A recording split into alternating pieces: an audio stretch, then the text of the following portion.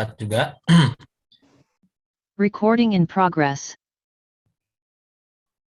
Bismillahirrahmanirrahim. Assalamualaikum warahmatullahi wabarakatuh. Waalaikumsalam warahmatullahi wabarakatuh.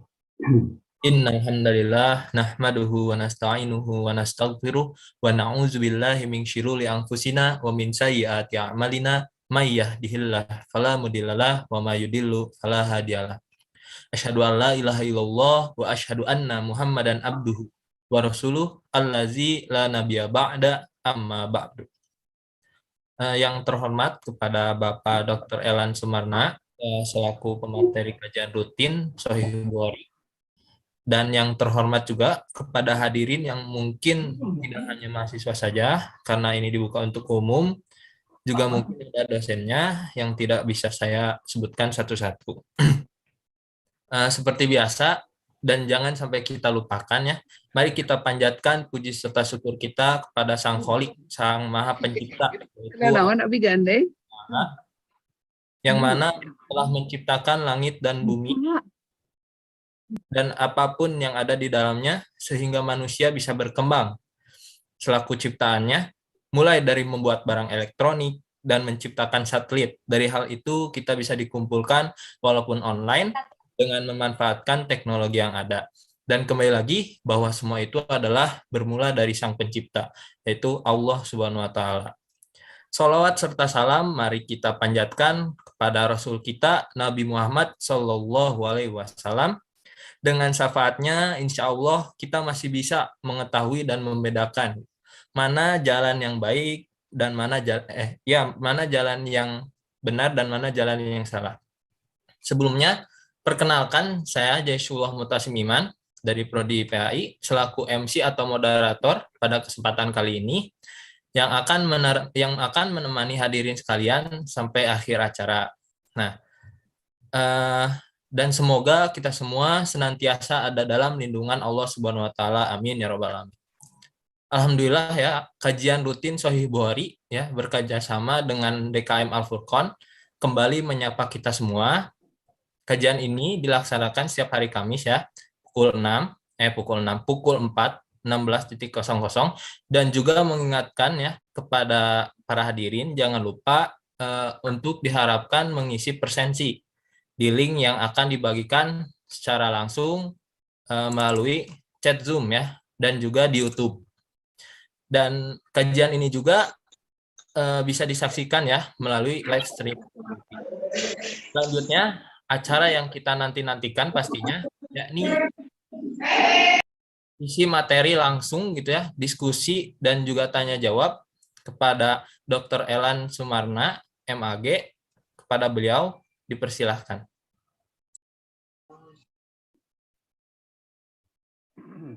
Ya, baik.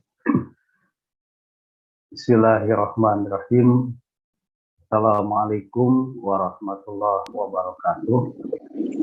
Waalaikumsalam warahmatullahi wabarakatuh. Ya. Alhamdulillahirabbil alamin. Wal aqibatu lil muttaqin wala udwana illa 'alal zalimin. Asyhadu an la ilaha illallah wahdahu la syarikalah wa asyhadu anna Muhammadan abduhu wa rasuluhu la nabiyya ba'dah. Allahumma shalli wa sallim ala sayyidil mursalin Muhammadin wa ala alihi wa sahbihi ajma'in amma ba'd. Ayyuhal hadirun usikum wa iyaya bittaqwallah faqad fazal muttaqun fa innallaha khabirum bima ta'malun. Wa qala Allahu ta'ala fil Qur'anil Karim, a'udzu billahi samii'il 'aliim minasyaitonir rajim. Ya ayyuhalladzina amanu taqullaha haqqa tuqatih wa la tamutunna illa wa antum muslimun. Hadirin jamaah yang Allah muliakan, Bapak dan Ibu sekalian, kemudian juga sahabat dan karib kerabat, kemudian juga tentunya adik-adik, mahasiswa dan mungkin ada pelajar yang Bapak cintai. Alhamdulillah pada sore hari ini kita bisa bersua kembali dengan izin Allah. Dan pada kesempatan ini kita akan masuk kepada bab tentang seorang wanita yang mimpi basah. Ya, jadi kita masih tentang bab Kitabul Ghusli, tentang kitab mandi. Jadi hadirin sekalian, jamaah sekalian, dalam Sahih Bukhari itu pembagiannya seperti tadi, ada Kitabul Ghusli gitu. Kitabul Ghusli itu jadi kitab, di bawah kitab ada bab. Nah, pada bab itu ada isinya, begitu. Jadi berbeda dengan susunan kita hari ini. Jadi kalau hari ini kita susunannya bab, ya, bab tentang baru subbab di bawahnya, baru isi, begitu. Nah, jadi pada kitab-kitab dahulu, kitab-kitab klasik seperti Sahih Bukhari ini susunannya kitab dulu, Kitabul Iman misal, atau di sini Kitabul Ghusli. Itu maksudnya adalah bab tentang ghusli, tentang mandi. Baru masuk kepada bab. Nah, bab itu maksudnya adalah subbab, begitu. Nah, jamaah sekalian, kita insya Allah sekarang kita bicara tentang bab iza ihtilamat al-mar'ah. Bab tentang apabila ihtilamat, mimpi basah, al-mar'atu itu wanita, gitu ya. Jadi apabila seorang wanita mimpi basah, gitu terjemahannya. Jamaah sekalian, ini apa adanya, diambilnya dari dari Sahih Bukhari langsung. Sementara dalam flyer atau dalam pamflet itu bahasanya sudah disesuaikan, ya, disesuaikan dengan maksud yang akan kita bahas, gitu. Nah, jamaah sekalian, apabila jamaah itu ibu dan bapak, sahabat karib kerabat dan adik-adik, ya, itu memiliki kitabnya, bisa dibuka kitabnya, kitab Sahih Bukhari jilid pertama, nomor hadis 282. Jilid pertama, babnya bab tentang iza ihtilamat al-mar'ah. Itu bab tentang apabila wanita mimpi basah. Ini nomor hadisnya 282. 282. Nah, bagi mereka yang punya buku terjemahannya, itu lebih bagus, terjemahan Sahih Bukhari, lebih bagus. Itu kalau tak salah yang punya itu dari Sumedang, ya, ada Ustazah Yuyun, gitu ya. Nah, itu insya Allah itu Ustazah bisa membuka pada atau yang lainnya, ya, yang memiliki terjemahannya, silahkan terjemahannya. Yang penting kitabnya dan babnya yang sama atau nomor hadisnya. Itu biasanya nggak akan berubah. Insya Allah nggak akan berubah, begitu. Kalau jumlah halaman atau halamannya tentu tidak akan sama, begitu. Baik jamaah yang Allah muliakan, kita masuk pada bab iza ihtilamat. Ini bab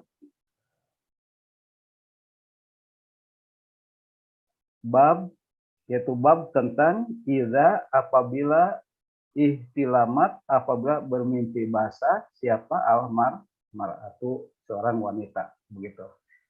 Nomor hadis 284. Nah, jamaah sekalian, ini saya mengulang, mungkin barangkali ada yang baru bergabung. Jadi kalau kita ngaji hadis berbeda dengan kajian Al-Quran. Kalau kajian Al-Quran itu langsung ke teksnya, ya, langsung ke teksnya. Jadi ketika kita ta'awud, a'udzubillahi minasyaitonirrajim, langsung ke teksnya, begitu. Tetapi kalau ngaji hadis, kita tidak langsung ke teksnya, tetapi langsung berjumpa dengan sanad dan rawi, begitu. Nah, setelah sanad dan rawi baru kita masuk ke teksnya. Nah, jadi karena kita ngaji langsung ke kitab sumbernya, yaitu kepada Sahih Bukhari-nya, maka langsung kita berhadapan dengan sanad. Nah, ini sanadnya. Nah, ini sanadnya. Nah, sanadnya ini haddatsana telah menceritakan kepada kami. Kami di sini siapa? Kami di sini adalah Imam Bukhari. Begitu. Kata Imam Bukhari, haddatsana telah menceritakan kepada kami. Siapa?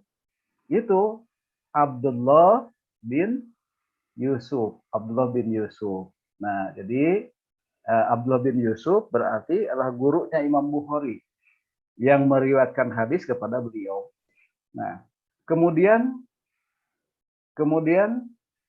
qala berkata, siapa yang berkata di sini? Yang berkata adalah Abdullah bin Yusuf, gurunya Imam Bukhari tadi. Dalam rangka apa beliau berkata? Dalam rangka mempertanggungjawabkan hadis yang diriwayatkan kepada Imam Bukhari. Begitu. Kata beliau, akhbarona telah mengabarkan kepada kami di sini tentu adalah Abdullah bin Yusuf. Siapa yang mengabarkan kepada beliau? Malik.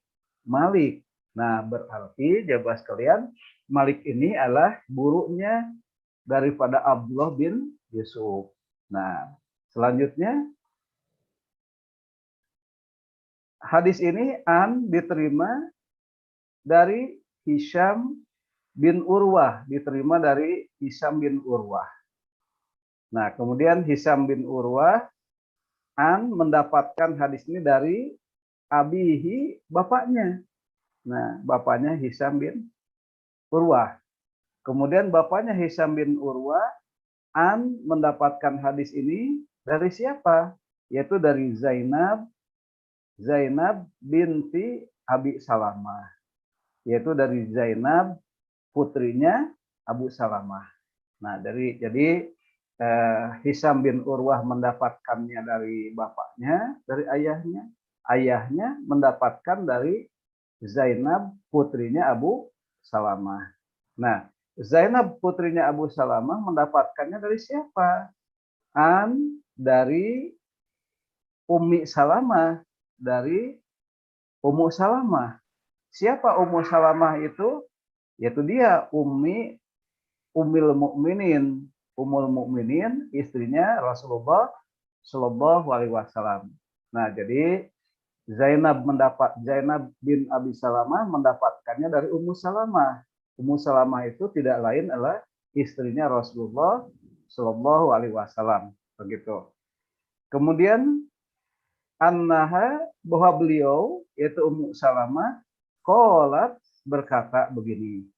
Nah, jadi itu jamaah sekalian, itu yang namanya sanad.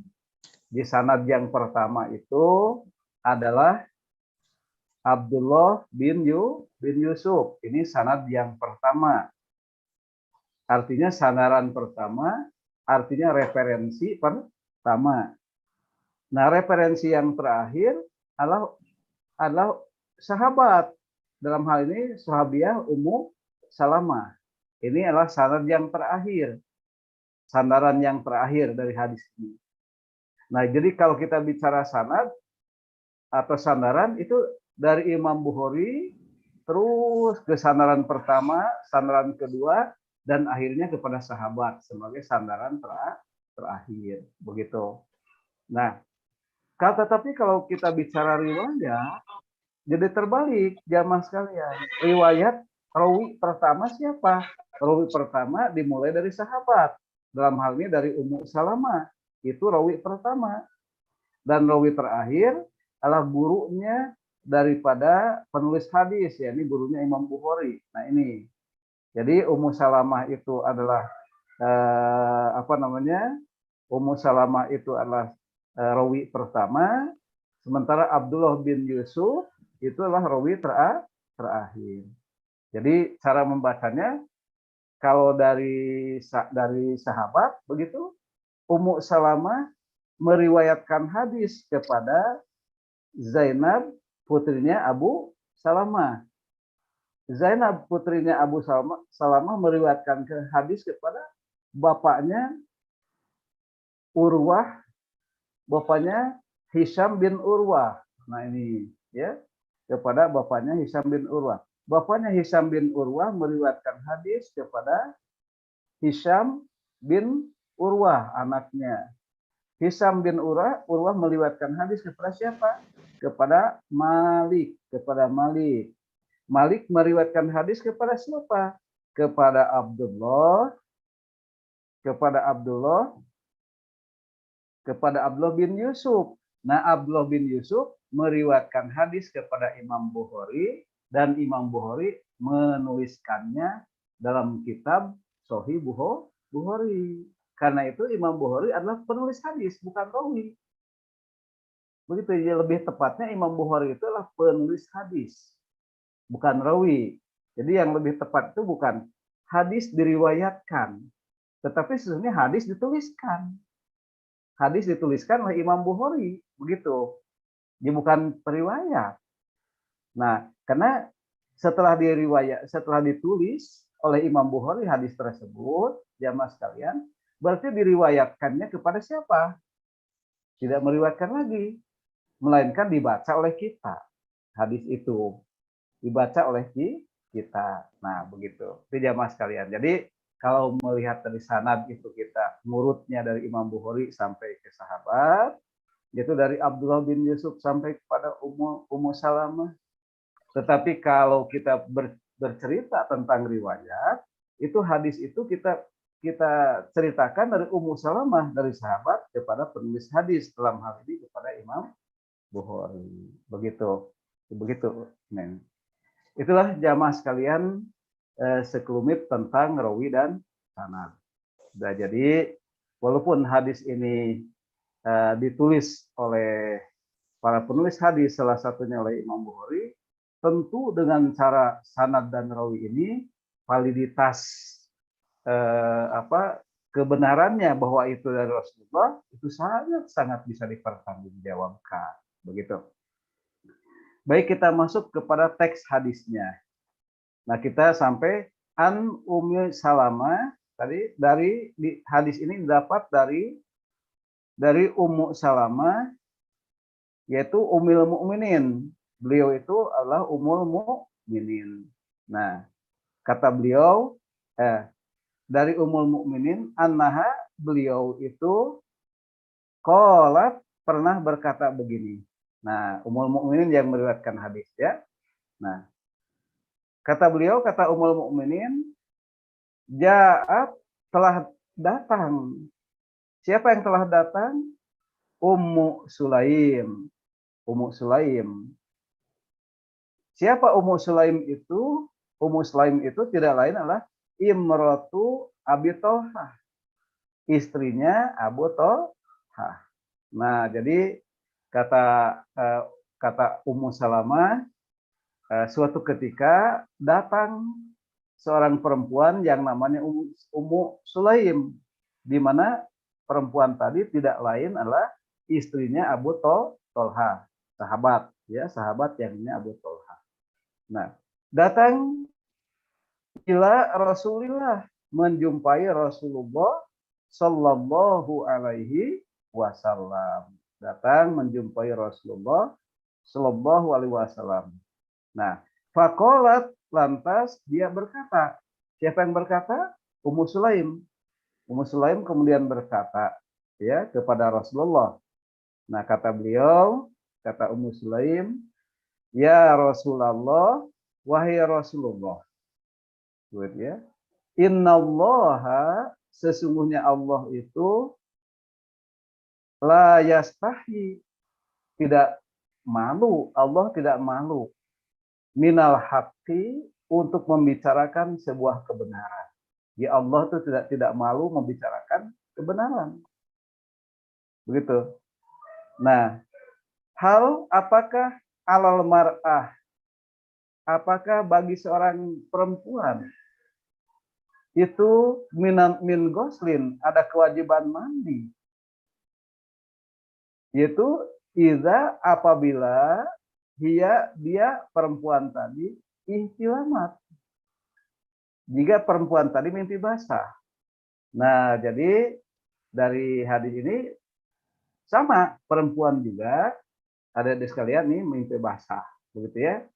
Nah, jamaah sekalian, nah terutama yang bapak-bapak nih, adik-adik putra ya, sahabat sekalian ya, ini kita nih lagi bicara tentang muslimah. Sangat banyak manfaatnya pengetahuan ini, walaupun bagi bapak-bapak dan bagi adik-adik putra, terlebih tentu saja bagi ibu-ibu dan adik-adik putri, terlebih begitu ya. Ini sangat, jadi jangan punya anggapan wah itu mah materinya untuk perempuan. Enggak, ya laki-laki harus paham ya, karena dalam kehidupan itu harus terjalin sinergi ya, harus terjalin sinergi antara laki-laki dan perempuan. Nah, oleh karena itu para laki-laki harus paham. Ya, kalau memang ada putri, ada ibu-ibu, ada putri yang memang bisa menguasai fikih wanita, oh itu lebih bagus, begitu, lebih bagus. Ya, baik. Nah, jadi Ummu Sulaim itu bertanya kepada Rasulullah, ya Rasulullah, innallaha la yastahi. Allah itu tidak malu minal haqqi untuk berbicara kebenaran. Begitu. Nah, apa yang akan ditanyakan dengan pembukaan seperti itu? Ini bagus, Ummu Sulaim ya, jamaah sekalian, ini bagus. Jadi dia membuka satu pembicaraan kepada Rasulullah, sesuatu yang sebenarnya dia sendiri malu sebenarnya karena berbicara tentang perempuan kepada Rasulullah Shallallahu Alaihi Wasallam. Namun karena itu hal yang sangat penting diutarakan, akhirnya dia memaksakan diri untuk bertanya. Tetapi bagusnya beliau itu diawali dengan pembukaan dengan mengatakan innallaha la yastahi minal haq. Sesungguhnya Allah tidak malu untuk berbicara kebenaran gitu. Baru dia bertanya. Ya Rasulullah, kata beliau, apakah seorang mar'ah itu, seorang perempuan itu wajib mandi apabila dia mimpi basah? Nah, bagaimana kata Rasulullah jawabannya, jamaah sekalian? Faqala, maka Rasulullah maka menjawab atau bersabda Rasulullah Shallallahu Alaihi Wasallam. Rasulullah bersabda, apa kata beliau? Kata beliau, naam, betul. Benar sekali bahwa perempuan yang mimpi basah itu wajib mandi junub. Dengan syarat apa? Dengan syarat apabila ro'at, dia melihat, si perempuan tadi melihat al-ma'a, air. Begitu. Jadi kalau si perempuan tadi melihat air, maka wajiblah mandi. Tetapi sejujurnya air yang dimaksud jamaah adalah air mani maksudnya, bukan air sembarang air kan. Nah, karena dalam bahasa Arab itu kata al-ma'a ini kan ada alif lam ya. Alif lam itu menunjuk sesuatu yang tengah dibicarakan gitu. Jadi tidak sembarang gitu ya kalau pakai al-ma'a. Nah, kalau kita bicara grammar bahasa Inggris pun juga sama dengan the book begitu ya. The book kan dengan a book beda. Kalau the book itu buku yang dimaksud, buku itu. Kalau a book sembarang buku, sebuah buku, entah buku yang mana. Jadi si pembicara tidak mengisyaratkan kepada buku tertentu, book saja, sembarang buku saja. Nah, dalam bahasa Inggris itu pakai the, dalam bahasa Arab itu pakai alif lam. Dalam hal ini al-ma'a, air. Jadi air apa? Ya air yang tengah dibicarakan, yaitu air mani maksudnya, begitu. Nah, jadi kan tengah bicara tentang mimpi basah. Seorang perempuan mimpi basah, apakah harus mandi? Nah, kata Rasulullah, betul, harus mandi. Kapan? Saat dia melihat air mani, begitu. Nah, jadi itu jamaah sekalian, ya. Nah, coba kita lihat apa namanya penjelasan hadisnya. Ini jamaah bisa dipoto saja ini kalau ada yang butuh hadisnya, karena nggak ada, misal tidak punya kitabnya atau bukunya, buku terjemahan Bukhari-nya, silahkan dipoto berikut terjemahannya gitu. Atau jamaah bisa juga meminta soft file-nya, meminta materi ini ke narahubung dari kajian ini.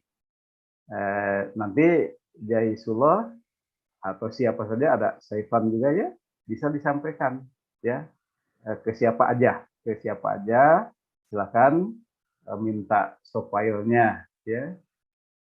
Insya Allah nanti dikasih ya, atau langsung ke saya juga bisa, minta ke saya nanti dikasih soft file-nya. Atau jamaah sekalian bisa juga kalau tidak ada keterbatasan itu dan ini, jamaah bisa bergabung ke grup kajian hadis, minta dimasukkan aja ke narahubung tadi, begitu.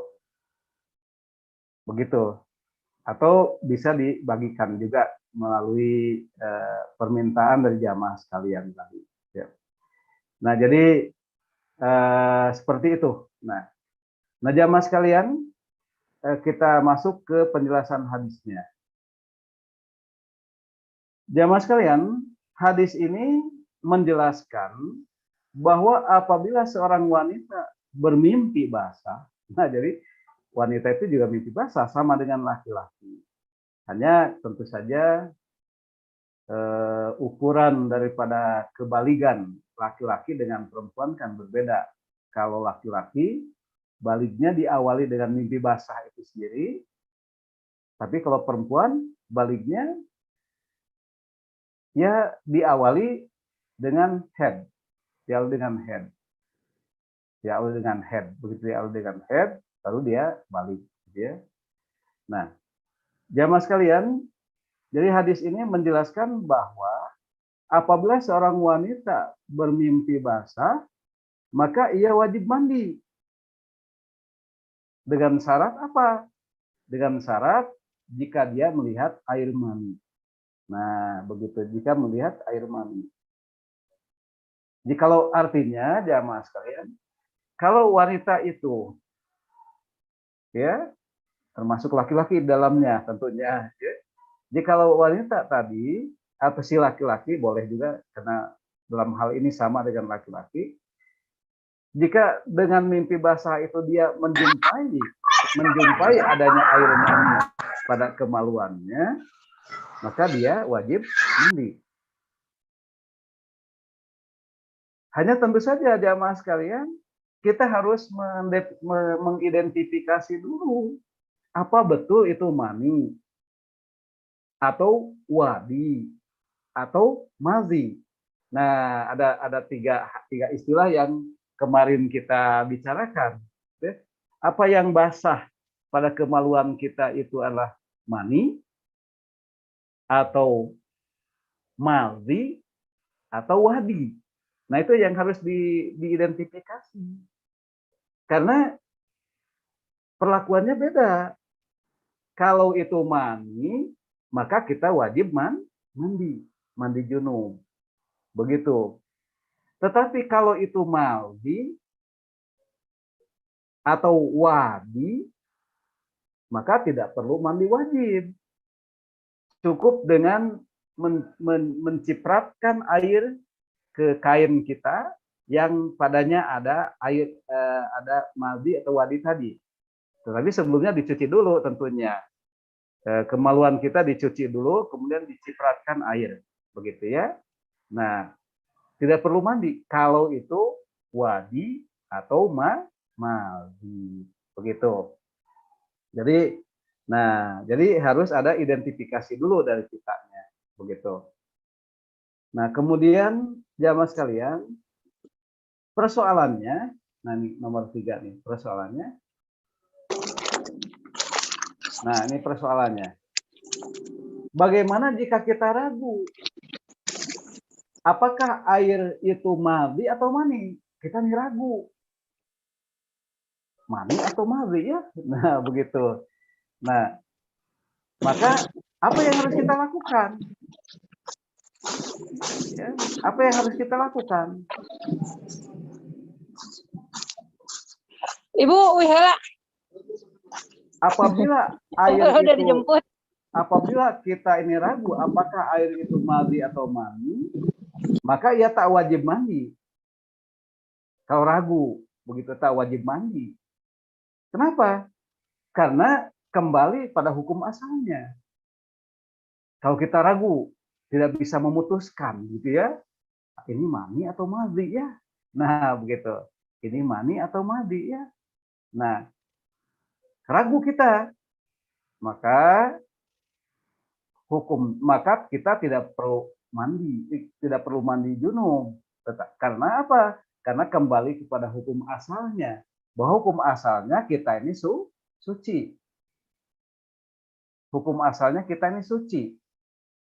Nah, oleh karena itu, karena hukum asalnya kita ini suci, maka tidak perlu mandi. Nah, jamaah yang Allah muliakan,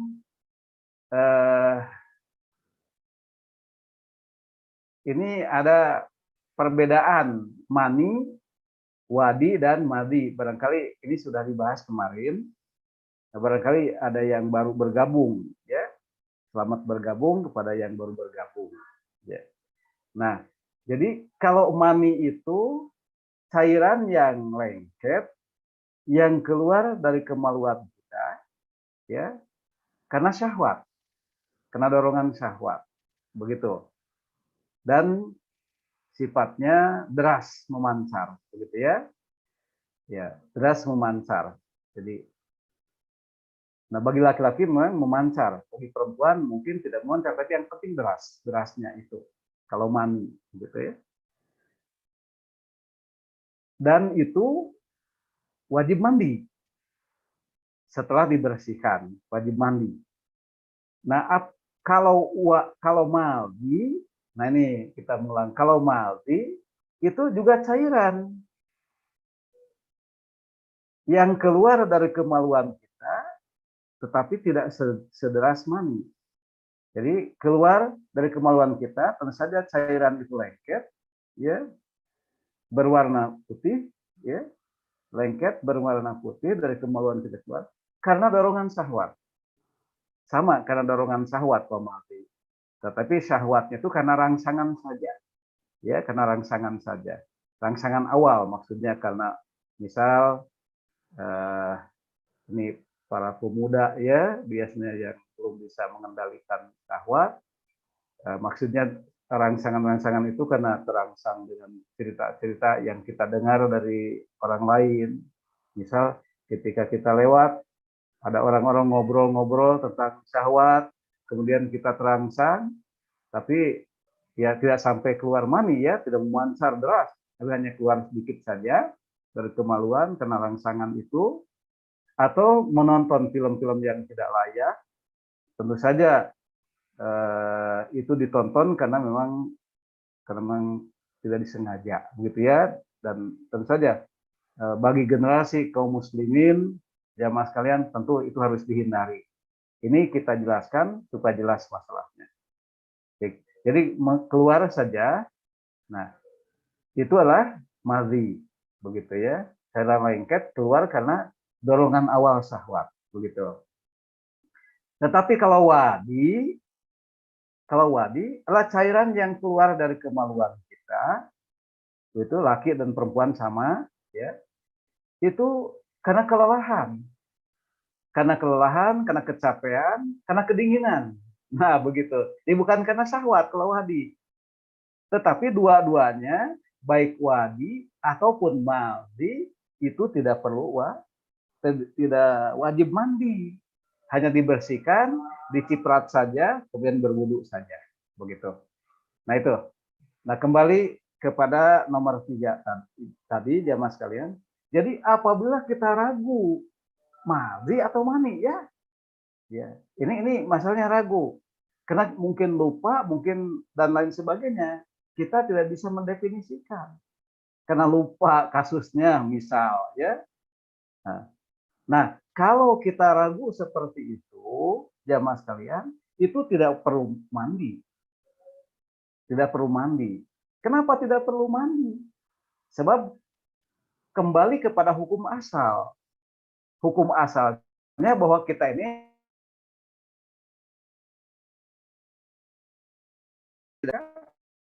begitu. Nah, itu yang dipegang. Jamaah sekalian, hal seperti itu kita analogikan pada hadis yang sudah kita bahas di belakang, di muka ya. Tapi nggak apa-apa, memang harus kita ulang lagi. Karena ilmu itu harus kita ulang-ulang. Jamaah juga boleh bertanya sekitar apa yang sudah kita bahas di belakang. Jangan takut ini sudah dibahas gitu ya, malu ya, justru berpahala karena ilmu itu diulang-ulang. Silakan ditanyakan apa yang sudah dari di belakang kita bahas tadi supaya terulang kembali ilmu itu, begitu. Nah, kembali lagi jamaah sekalian, ada hadis. Insya Allah ini dari hadis yang sudah kita bahas ya. Rasulullah bersabda, layan sorifu. Ini ada layan sorifu.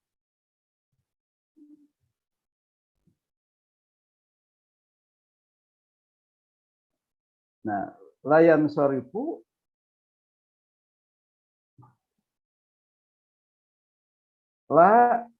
tidak boleh yang sorif apa?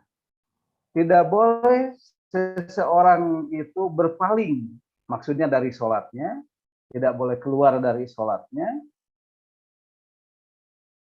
hatta sehingga dia itu yasma'u mendengar.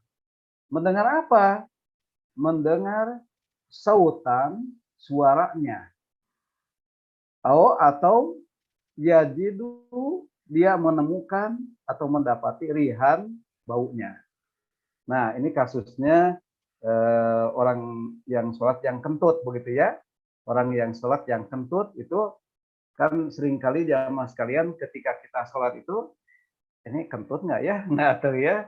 Nah, padahal itu lipatan kulit. Itu lipatan kulit yang ketika sujud mungkin terbuka ya, bagian kulit kita terbuka, pantat kita terbuka sehingga ada perasaan teh kentut begitu.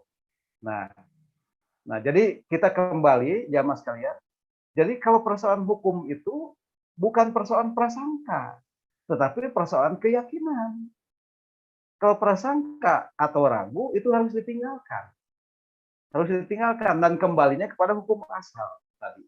Itu cara menyikapinya seperti itu. Nah, dalam hadis ini jamaah sekalian, Rasulullah bersabda, la yansarifu, tidak perlu berpaling seseorang yang kentut dalam salatnya atau dalam wudunya, boleh ya, hatta yasma'u sehingga dia mendengar sautan suaranya, au yajidu rihan atau menemukan baunya. Nah, ini hadis ini mengetengahkan kepada kita jamaah sekalian akan perlunya satu keyakinan, dan keyakinan itu jamaah adalah didapat dari indera. Kalau itu terukur dengan indera, baik penglihatan atau pendengaran atau penciuman, maka kita yakin. Kalau sesuatu itu tidak kita lihat, tidak kita dengar dengan jelas, tidak kita cium, itu kita tinggalkan. Begitu. Karena itu dalam hadis ini boleh ketika Ummu Sulaim itu dibolehkan oleh Rasulullah mendefinisikan bahwa dia mimpi basah kalau dia melihat air mani tadi. Nah, gitu kan. Kalau tidak yakin itu air mani, ya tidak usah mandi. Begitu. Karena dasarnya tidak yakin, dasarnya tidak masih ragu dasarnya. Begitu. Nah, dasarnya ya hadis ini orang yang kentut Tadi kalau dia betul-betul mendengar bahwa itu kentut, ada suaranya jelas, kemudian mencium ada baunya, begitu, nah, kita definisikan itu kentut. Begitu. Kalau itu tidak terdengar, maksudnya tidak terasa, ya, tidak terasa bahwa kita kentut, begitu. Hanya apa nih ragu ya, apakah kentut atau bukan ya? Atau ketika sujud itu, ketika lipatan kulit kita terbuka, misalnya, rasanya ada sesuatu yang bunyi begitu, ya, maka itu perasaan, begitu. Tidak perlu diikuti, jamaah sekalian. Kita tinggalkan, sholat kita lanjutkan, seperti kasus yang dalam hadis ini. Jadi kalau itu suaranya tidak jelas, kita ragu ada tidaknya suara, kita ragu tidak ada apakah ada baunya, ya kita lanjutkan sholatnya. Nah, di jamaah sekalian, jangan sekali-kali kita terjebak pada prasangka. Kalau kita mengikuti prasangka, maka nanti setan akan menyelinap ke dalam hati kita, memanjangkan angan-angan. Sehingga ada kasusnya kan, misal ada orang yang takbir beberapa kali dalam sholat wajib, maksudnya Allahu Akbar, tiba-tiba Allahu Akbar, terus aja Allahu Akbar, setelah beberapa kali takbir, lalu dia iftitah. Nah, jadi orang tadi terjebak pada reka perdaya setan. Misal, ini barangkali takbirnya belum memenuhi syarat, ya, begitu. Jadi ulang lagi, begitu. Nah, atau ada orang yang wudu, yang sering terjadi adalah orang yang wudu sampai satu bak penuh habis, belum selesai juga wudunya. Ada yang kasus begitu. Gara-gara apa? Gara-gara dia terjebak pada prasangka. Nah, oleh karena itu, hukumnya kalau kita terjebak pada prasangka, tinggalkan. Kembali kepada hukum asalnya. Begitu. Itu caranya. Jamaah sekalian, itu. Kemudian yang keempat, kita simpulkan bahwa hadis ini menunjukkan pertama bahwa betapa baiknya itu Ummu Sulaim, sehingga dia itu bertanya, walaupun malu-malu dia memaksakan diri bertanya, ya. Tapi tentu saja dia supaya tidak, untuk menutupi rasa malunya tadi, dia memulainya dengan pembukaan bahwa Allah itu tidak pernah malu untuk menceritakan kebenaran. Nah, demikian juga jamaah sekalian, jamaah juga tidak perlu malu untuk bertanya perihal ini, begitu, karena Allah juga tidak malu, seperti tidak malunya Ummu Sulaim, begitu. Nah, kemudian jamaah sekalian, nah ini dari hadis ini juga bercerita tentang penetapan sifat tidak malunya Allah, ya, penetapan tentang sifat tidak malunya Allah ketika bercerita tentang kebenaran, seperti dalam ayat yang tadi, wallahu la yastahi minal haq. Ya, Allah tidak malu untuk bercerita tentang kebenaran, begitu. Nah, ya, kemudian coba hadis berikutnya, ayat berikutnya, innallaha la yastahi an yadriba matalan. Allah tidak malu untuk menceritakan perumpamaan. Perumpamaan apa? Perumpamaan. Jadi Allah itu zat yang maha kuasa, zat yang maha sempurna, tetapi dia menciptakan seekor nyamuk. Begitu kan? Menciptakan seekor binatang yang rendah. Allah tidak malu untuk bercerita tentang itu. Begitu. Nah, kemudian juga ini ada hadis dari Abu Daud, innallaha rabbukum. Rasulullah bersabda, innallaha, sesungguhnya Allah. Nah, ini innallaha, sesungguhnya Allah, rabbukum, Tuhan kalian. Itu hayyun, malu, karimun, mulia. Jadi Allah itu juga malu, gitu ya, mulia. Beliau Allah tadi yastahi malu min abdihi kepada hambanya. Idza rafa'a apabila hambanya itu mengangkat ilaihi kepadanya, yaitu mengangkat tangannya, kemudian tiba-tiba an yuraddahuma dia mengembalikan tangannya yang diangkat tadi sifron dalam keadaan hampa, tidak ada hanya bertepuk tangan begitu. Di dalam hadis ini Allah malu. Yang pertama Allah tidak malu, ya. Yang kedua Allah malu. Dua hal yang ini ya. Pertama Allah itu sifatnya malu. Allah itu sifatnya tidak malu untuk bercerita tentang kebenaran. Yang kedua Allah malu juga. Malu kalau seorang hamba itu mengangkat tangannya berdoa kepada Allah, tiba-tiba dia mengembalikan tangannya tadi dalam keadaan tangan kosong, artinya doanya tidak dikabul begitu. Ya Allah malu begitu. Nah, karena itu jamaah sekalian, kesimpulannya malu itu termasuk akhlak tercela dan boleh jadi malu itu termasuk akhlak yang mulia. Kapan tercela? Kapan mulia? Nah, malu itu termasuk akhlak tercela apabila menghalangi kebenaran. Jadi malu itu termasuk akhlak mulia apabila menghalangi kebenaran. Jadi ini malu bertanya, karena sesat di jalan kan begitu. Jadi termasuk akhlak tercela kalau sifat malu itu menghalangi kebenaran. Tetapi malu termasuk akhlak mulia kalau tidak menghalangi kebenaran. Nah, seperti itu. Itu jamaah sekalian, bahasan kita hari ini barangkali banyak yang akan kita diskusikan. Silakan pada Jaizullah, barangkali ada hal-hal yang kita bicarakan. Enggak? Ya, Bapak, sebelumnya izin menyimpulkan dulu sebelum ke acara yang selanjutnya, yaitu wanita atau pria yang mimpi basah itu wajib atau harus mandi wajib jika melihat air mani, ya. Dan juga jika yang keluar itu adalah air mazi, maka tidak perlu untuk mandi wajib, tapi hanya mencipratkan saja di tempat keluarnya. Lalu yang ketiga, jika ragu apakah air itu mazi atau mani, maka tak wajib mandi karena sesuatu itu kembali pada hukumnya. Nah, mungkin kita akan lanjut kepada sesi yang selanjutnya, yaitu sesi diskusi atau tanya jawab. Dipersilakan kepada yang mau bertanya untuk raise hand, menghidupkan fitur raise hand-nya. Ini di saya ada Kang Faisal Faza, guru SMP PGII 2. Mungkin boleh dipersilahkan.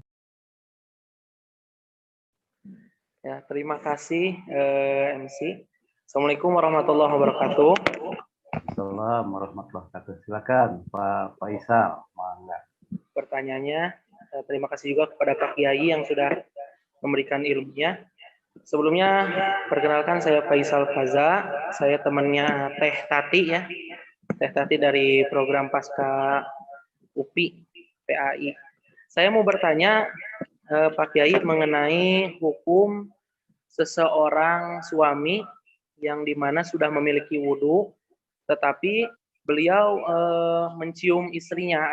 Saya pernah bertanya ke beberapa seorang ustadz, tetapi belum menemukan jawaban yang memuaskan gitu. Apakah hukumnya batal saat seseorang memiliki wudhu, seorang suami memiliki wudhu, tetapi mencumbu istrinya dalam artian menciumnya dulu gitu saat mau pergi ke masjid gitu atau kemana gitu. Mungkin itu saja Pak Kiai pertanyaan saya. Terima kasih. Wassalamualaikum warahmatullahi wabarakatuh. Waalaikumsalam warahmatullahi wabarakatuh. Alhamdulillah. Terima kasih Pak Faisal. Jazakallah khairan. Ya, terima kasih ke Bu Tati ya, temannya Bu Tati. Alhamdulillah. Ya. Ini pertanyaan yang bagus, jamaah sekalian. Nah, ini yang disebut dengan akhlak mulia. Tidak mengapa, memang harus ditanyakan, gitu. Tidak usah malu, seperti yang disampaikan tadi, gitu. Nah, orang yang sudah berwudu kemudian bersentuhan kulit dengan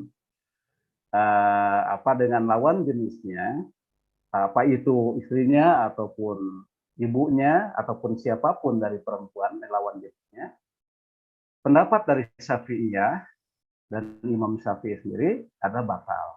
Nah, gitu ya, batal. Tetapi pendapat imam yang lainnya tidak batal. Begitu. Dengan melihat berbagai dalil, dalil gitu ya. Ternyata lamastumun nisa, kalimat lamastumun nisa seperti yang sudah dipaparkan, itu maknanya adalah bersentuhan di sana maksudnya saling menyentuh. Lamasa itu kan menyentuh, tapi kalau la-nya dipanjangkan berarti ada musyarakah, ada alif musyarakah, saling menyentuh. Nah, kalau saling menyentuh berarti apa itu dalam bahasa Indonesia itu resiprok ya. Jadi ada salingnya itu. Jadi makanya diterjemahkan dengan berhubungan suami istri begitu ya. Nah, jadi demikian juga kemudian kalau kita lihat kalau kita berhaji atau berumroh di Mekah sana ketika tawaf itu campur aduk laki dan perempuan ya. Nah, laki perempuan, nah itu juga memang tidak membatalkan wudhu. Betapa sulitnya kalau ketika kita tawaf di Ka'bah itu, kemudian batal nyari tempat wudhu lagi, sementara tempat wudhu itu amat jauh di sana, ya begitu dan lain sebagainya. Nah, jadi itu pendapat yang kedua yang menyatakan tidak batal, begitu. Nah, kasusnya yang disampaikan oleh Pak Faisal tadi adalah mencium istrinya setelah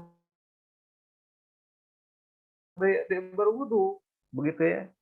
Nah, tentu saja itu tidak batal. Kalau saya punya pendapat, ya, karena bebas kalau dalam madhab fikih itu bebas, jamaah bisa bisa mengambil pendapat mana saja boleh.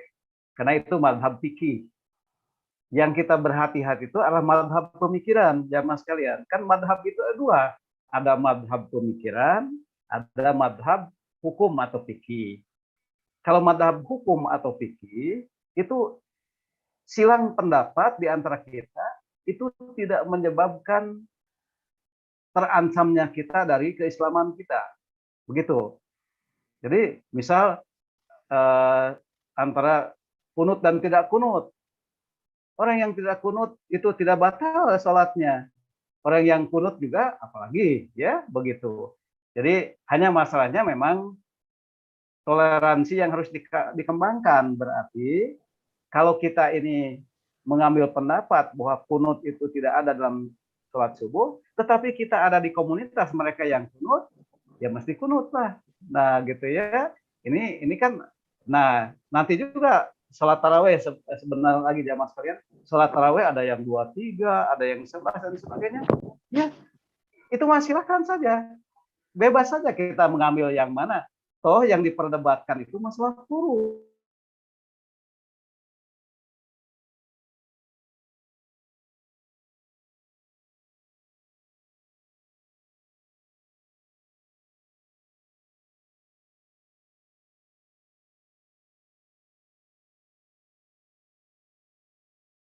Nah, kenapa? Sebab berbeda pendapat dalam hal yang sifatnya fikih itu sesuatu yang tidak terancam, tidak diancam keimanan kita, tidak diancam dengan murtad, gitu, tidak terancam murtad begitu dalam masalah fikih. Nah, hanya memang untuk memilih silakan dipilih sesuai dengan mana yang kita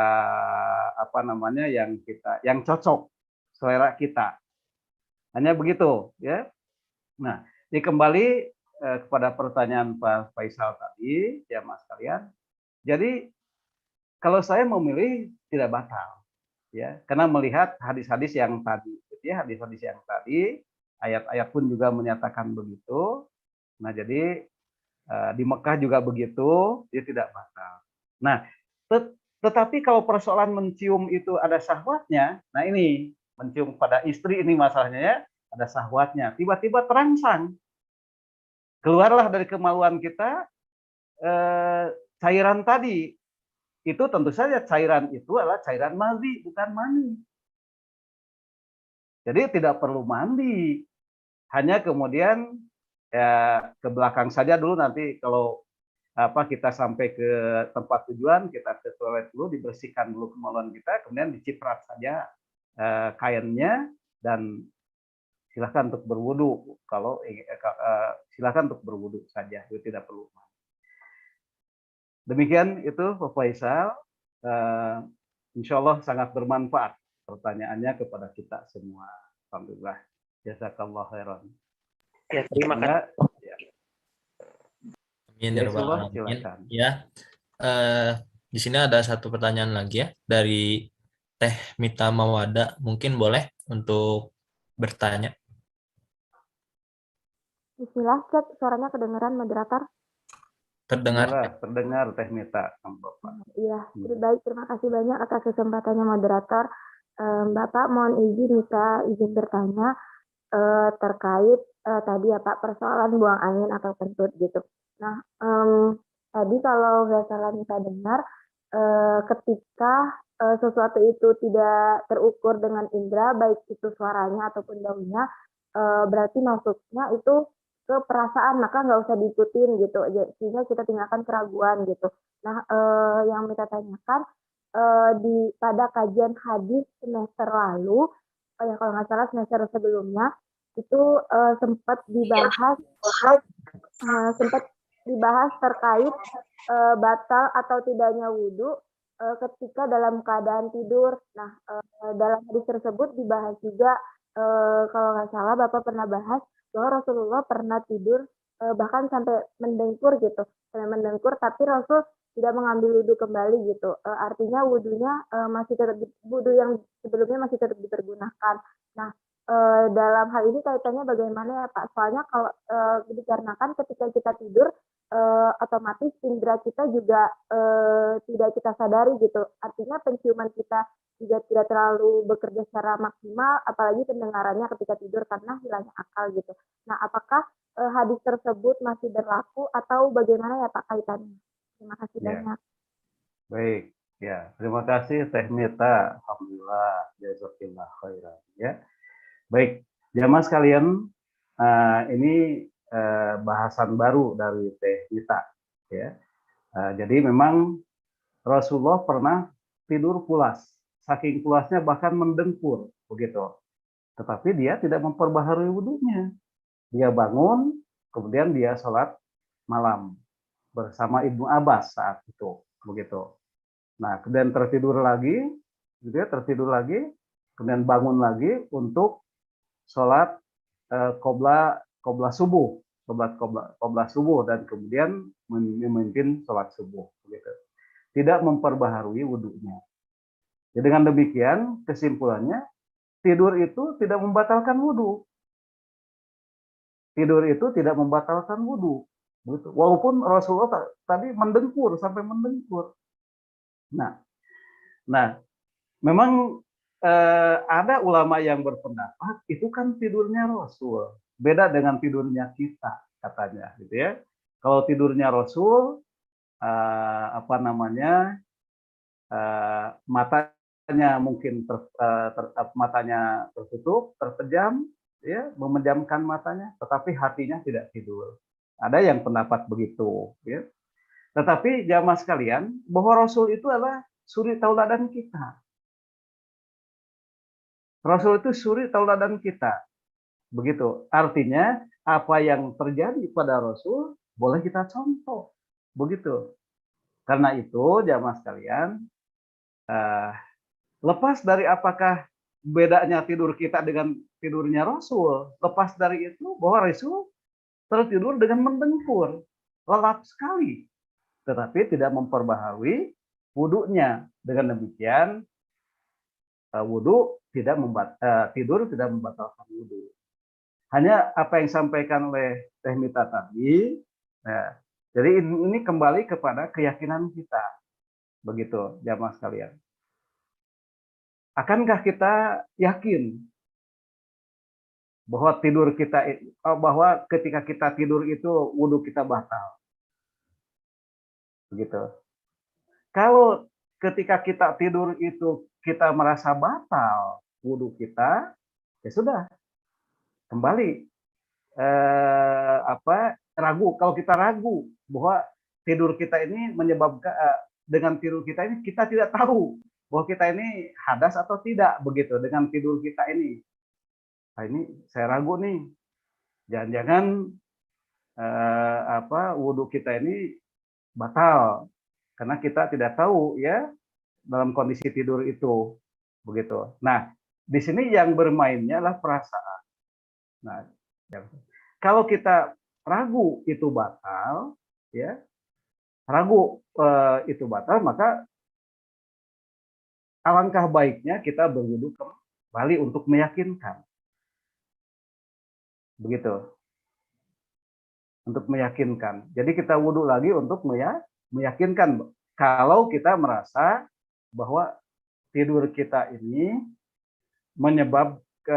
dalam tidur kita ini kita berbuat sesuatu yang tidak disadari bahwa kita ini batal wudhunya. Kalau kita yakin, merasa yakin ini kita tidur ini tidak batal, ya sudah, itu yang dipegang. Nah, gitu. Nah, jadi itu kan dalam kondisi tidur, ya. Kalau hadis yang tadi, hadis yang ini kan dalam kondisi terjaga. Hadis dalam kondisi kita terjaga, tidak dalam keadaan tidur, begitu. Nah, ini kita tidak dalam keadaan tidur, terjaga kita. Tiba-tiba dalam sholat itu kentut, misalnya kentut, buang angin. Nah, tetapi buang angin itu perasaan atau memang sebenarnya? Nah, harus dilihat secara indrawi. Kalau itu hanya perasaan tiba-tiba memang tidak ada suaranya, gitu ya, hanya terbaca dengan perasaan saja bahwa rasanya ada sesuatu yang itu ya di pantat kita. Nah, itu mah tidak usah diikuti karena itu mah hanya lipatan-lipatan kulit saja kesimpulannya begitu.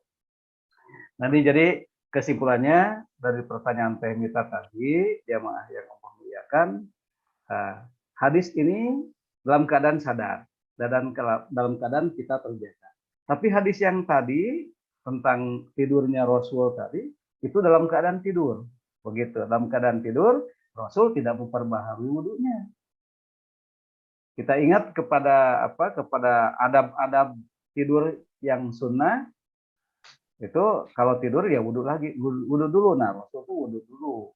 Nah, tapi banyak riwayat-riwayat yang menyatakan Rasul itu kalau sudah tidur berwudhu lagi. Ada juga yang gitu berwudhu lagi untuk sholat. Tapi kasus ini beliau tidak wudhu, langsung sholat. Jadi Rasul pun juga melakukan dua hal, bahwa Rasul setelah tidur tidak wudhu langsung sholat. Ini ingin menjelaskan kepada kita bahwa tidur itu tidak membatalkan wudhu.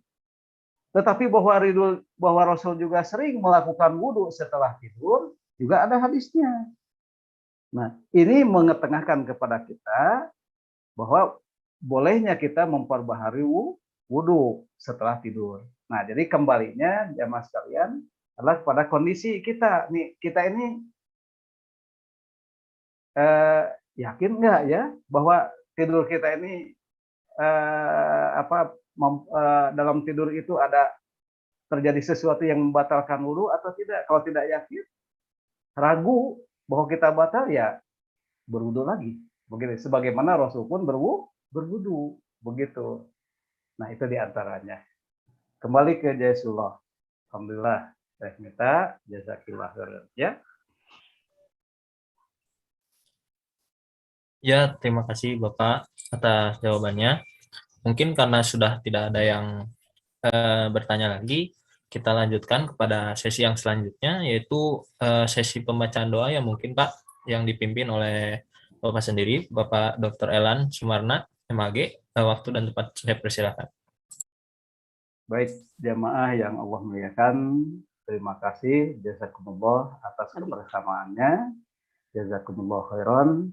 Mari kita berdoa semoga Allah memberikan ilmu yang berkah, ilmu yang bermanfaat buat kita, yang dengannya semakin lurus akidah kita, yang dengannya semakin benar ibadah kita.